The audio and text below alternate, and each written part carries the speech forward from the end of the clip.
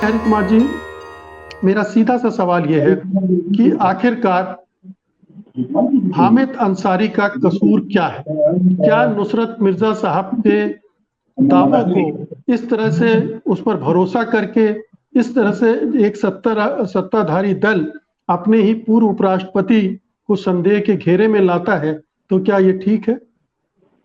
हामिद अंसारी साहब का एक दोष तो ये है कि वो मुस्लिम है। दूसरा दोष उनका ये है कि वो एक बड़े पद पर रहे हैं, उपराष्ट्रपति पद पर रहे हैं, तो उनको लेके कोई भी टीका टिप्पणी की जाएगी तो वो एक खबर बनती है। अब ये कोई पहली बार नहीं हो रहा है। जब वो हामिद अंसारी साहब उपराष्ट्रपति थे तो उनके उपराष्ट्रपति रहते भी, जहां तक मुझे ध्यान पड़ता है, 3 साल तक बीजेपी का कार्यकाल चला था।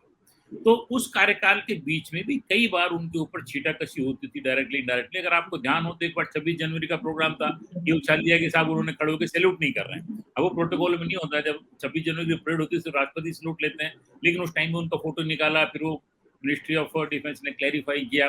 तो ये इस तरह की चीजें जो है चलती रहती हैं। अब सवाल इस बात का है कि साहब आप जो आपका एक आईएफएस अधिकारी पुराना, जो कि 35-40 साल का पूरा अपना एक डिप्लोमेट का करियर पूरा किया, और जो आपके देश के उपराष्ट्रपति रहे 10 साल तक, उसको तो आप विश्वास नहीं करेंगे। और आप एक पाकिस्तान से एक पत्रकार जो है, वो जो भी कुछ कह रहा है उसकी क्या ऑथेंटिसिटी है, क्या नहीं है, क्या उसने प्रूफ दिया, किस हैसियत से वाइस प्रेसिडेंट उसको अपने बुलावे पे बुला सकते हैं।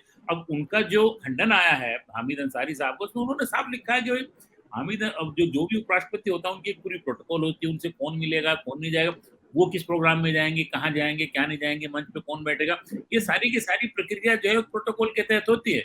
हमारे फॉरेन कॉरेस्पॉन्डेंट क्लब में एक बार वेंकैया नायडू साहब आए थे, तो उसके 10 दिन पहले से जो सिक्योरिटी एजेंसी थी, उन्होंने जो उनकी प्रोटोकॉल के लोग थे, उन्होंने आना शुरू कर दिया और एक एक चीज तय की जाती थी। उन्होंने कहा सब कौन कौन प्रोग्राम में शामिल होंगे, उनकी बैकग्राउंड क्या है, कौन कौन उनके साथ मंच पे बैठेंगे, क्या होगा, क्या सारी की सारी चीजें सिक्योरिटी एजेंसी क्लियर करती हैं, तब जाके वो कार्यक्रम होते हैं। ये कार्यक्रम में तो खुद लिख के बताया कि सबका सब जो एमईए ने क्लियर किया था, जो कि बाहर के लोग भी थे, तो एमईए उनको क्लियर करेगी, वीजा जो है वो गवर्नमेंट देगी। तो इस तरह की चीजें जो है, अब हो क्या रहा है कि इस देश में धीमे धीमे एक ये माहौल बनता जा रहा है कि मुस्लिम होना एक अपराध माना जाएगा। अगर कोई मुस्लिम है तो उसको अपने आप में ये मान लेना चाहिए कि मैंने एक क्राइम किया, मैं एक क्राइम हूँ।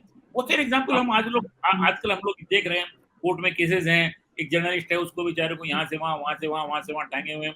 क्या उसका अपराध है? 2018 में ट्वीट कर दिया था, क्या उस ट्वीट से हो जाएगा सब दंगा हो जाएगा? क्या 2018 से लेकर 2022 तक कोई दंगा हुआ? नहीं हुआ, लेकिन फिर भी आप उसको घुमाए जा रहे हैं।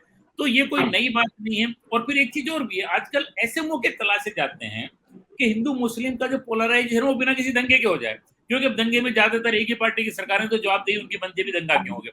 तो ऐसे ऐसे सॉफ्ट टारगेट ढूंढते हैं कि जिससे अपना कीप द पॉट बॉइलिंग, है ना, और वो अपना चीजें चलती रहे, एक ध्रुवीकरण होता रहे। तो इतना ही है, 1-2 दिन की इसकी शेल्फ लाइफ है, 2-3 दिन बाद इसको कोई और पूछेगा नहीं।